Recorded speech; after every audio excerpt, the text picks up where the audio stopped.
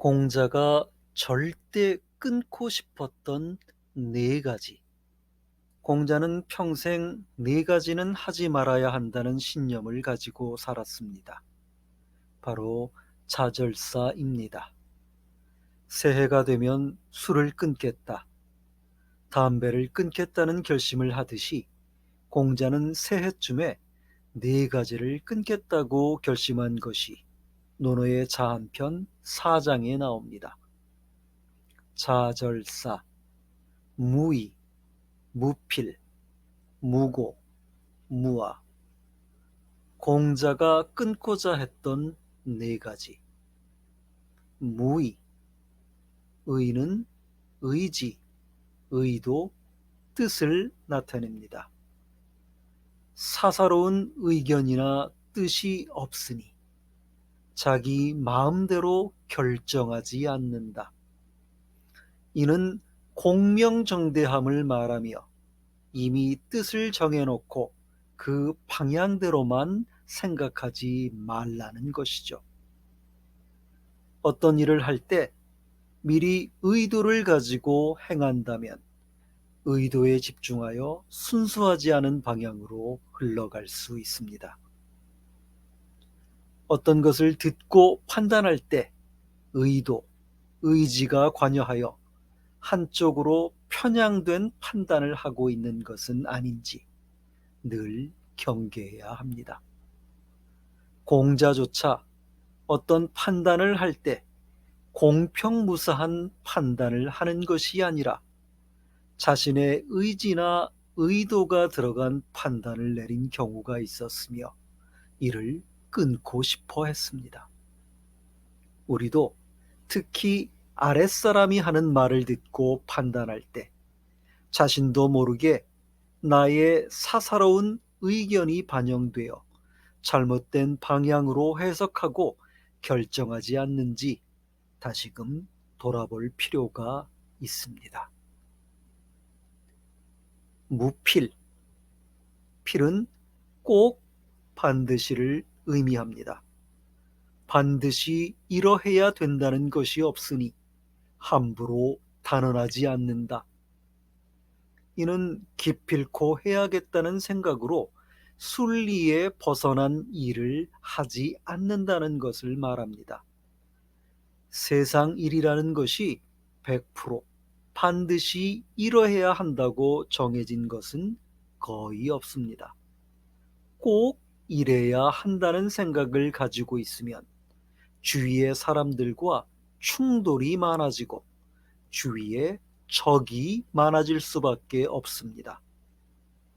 의견이 일치하지 않을 때 너는 틀렸다고 생각할 것이 아니라 다름이 있다는 것을 인정하는 사고방식이 필요하다는 것입니다.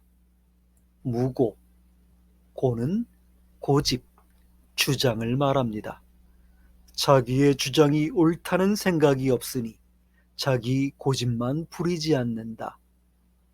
이는 자신의 신념이나 원칙에 집착하지 않고 유연하게 상황에 대처하는 태도를 말합니다.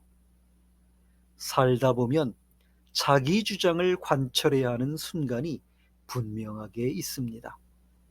지도자로서, 상사로서 어떤 일을 추진할 때 책임감과 결단력이 필요한 경우도 있습니다.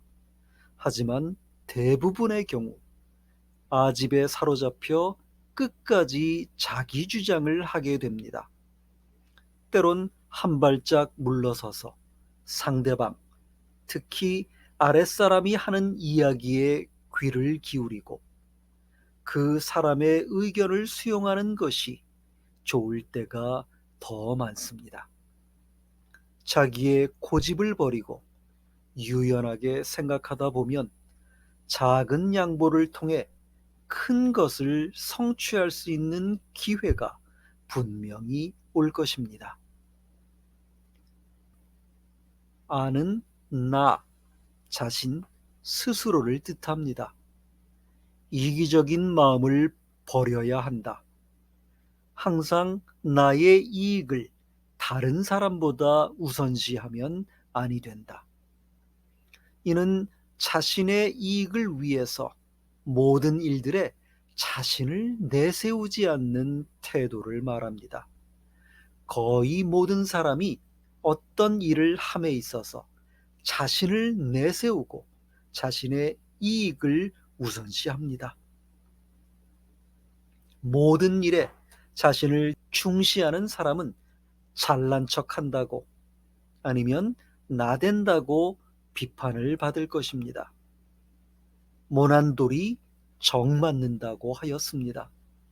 한국 사회에서는 특히 자신만을 중시하게 되면 교만하고 이기적인 사람으로 낙인 찍히기 쉬울 것입니다. 이렇게 나를 버리는 것은 참 어려운 일입니다. 공자처럼 훌륭한 분도 자신을 낮추기 위해 아를 버려야 한다고 계속 다짐한 것이죠. 이 네 가지를 버리는 일은 하나의 단어로 이야기될 수 있는데 바로 겸손입니다. 겸손은 자신의 부족함을 알고 자신보다 뛰어난 자들이 있음을 겸허하게 받아들이는 자세를 말하며 자학이나 자기 혐오와는 다릅니다. 겸손한 사람들의 경우 이렇게 자신을 지나치게 과소평가하거나 또는 과대평가하는 일을 잘 하지 않습니다. 자신이 할 수 있는 일에 대해서는 충분히 할 수 있다고 생각하는 반면 하기 어려울 것 같은 일에 대해서는 쉽지 않음을 인정한다는 것입니다. 천상천하 유아독존이라 불리며 4대 성인의 한 사람으로 추앙받는 공자 역시 자기 자신을 비우기 위해 평생을 노력했습니다. 2500여 년 전 성현의 이야기지만 오늘 현대를 살아가는 우리에게도 적용되는 주옥 같은 명언입니다. 나를 생각해 봅시다. 나는 어떤 사람인가? 남보다 뛰어난 사람인가? 그렇다 라고 답할 수 있는 사람은 많지 않을 것입니다. 하지만 우리는 우리 삶에서 겸손하지 못하고 자기, 내 생각만을 주장하는 교만한 경우가 얼마나 많았는지 돌아보고 겸손한 사람이 되기 위해서 노력해야 할 것입니다. 이것이 공자의 사절사가 우리에게 주는 교훈입니다.